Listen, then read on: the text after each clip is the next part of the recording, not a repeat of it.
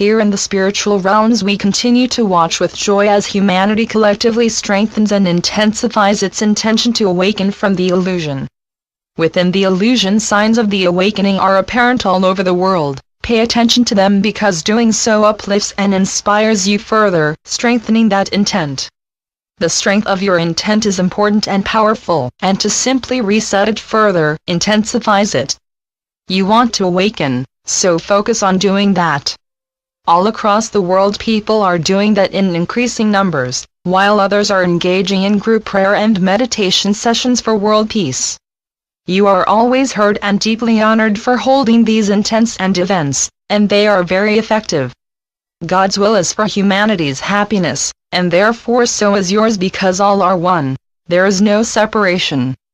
However, you can choose to continue playing the game of separation and intend to have a will that is not in alignment with God's. But that will, like the illusion, is unreal. Yes, within the illusion it seems to be possible to hold an intent, a will that is at variance with the divine will, and it does produce results within the illusion that are in opposition to the will of God. Doing that is like drawing the blinds to shut out the light of God's love for you, enveloping you in darkness that give rise to much unnecessary suffering, suffering that because it is so painful is then projected out onto others in the form of attacks. Until very recently this was the way many lived on earth. It seemed natural because to be loving or trusting invited attack or betrayal.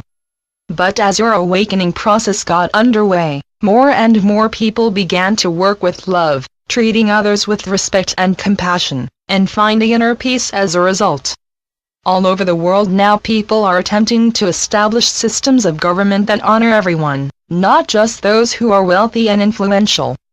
And those who have been accustomed to having inordinate power and influence are ineffectually resisting these inevitable changes. Corruption in high places, which previously was so cleverly concealed, is now being revealed further, galvanizing the efforts of those who seek to dissolve the old order and replace it with a system that works compassionately and lovingly for everyone.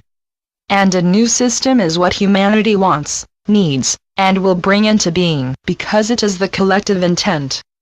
The mainstream media does not report on the desires, the wishes, or the intentions of humanity. It reports what its paymasters demand, so do not waste time looking for news of an uplifting and inspiring nature there.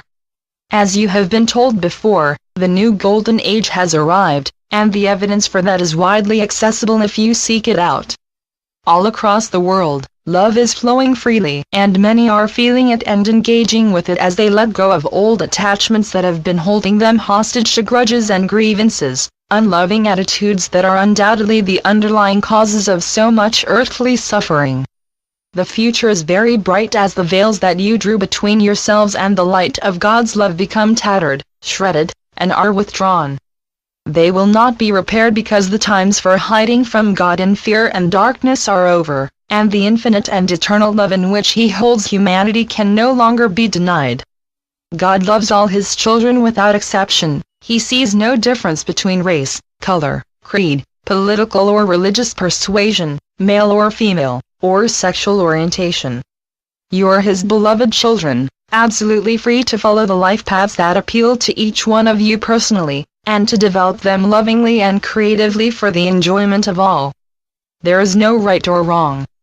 You each have the most wonderful creative abilities that when you quieten the need to judge yourselves or others as right or wrong, and rest in His presence intending to hear His voice, you will realize that He encourages you in every moment to develop those abilities and enjoy them to the full. You are love, there is nothing else, and if you honor your true nature, suffering will be gone because no one could possibly choose to say or do anything that would harm or hurt another. That is why I, and all others in the spiritual realms, keep telling you that love is the only solution to the problems and issues that seem to plague you. There are no problems. There are only illusions that you have invented and produced by investing in fear, which is an utterly unreal figment of your incredibly powerful imaginations. Your belief in fear has persuaded you that you need to defend yourselves from myriad threatening catastrophic possibilities that endanger you in every moment, and so you have built all sorts of defenses, psychological, religious, political, physical, and military, which only serve to confirm those fears and beliefs. And what you believe in, you produce, so that your worst fears are confirmed, and catastrophes occur. In those areas where people are releasing their fears and demonstrating love in action by being themselves, instead of presenting to the outside world the fearful masks that they have hidden behind for so long, issues and problems are being resolved and no one loses out. As your awakening process continues, it will become increasingly apparent that there are no problems, and harmonious creative interactions will replace the tiresome and ineffectual negotiations to which you have become inured. Just engage with love, your true nature, instead of denying it and hiding in fear, and enjoy the presently unaccustomed peace it brings you. As you do so, your worries, anxieties, and unrelieved stress will just fall away, and you will feel the love that is your nature embracing you and showing you that you are free. Your loving brother, Jesus.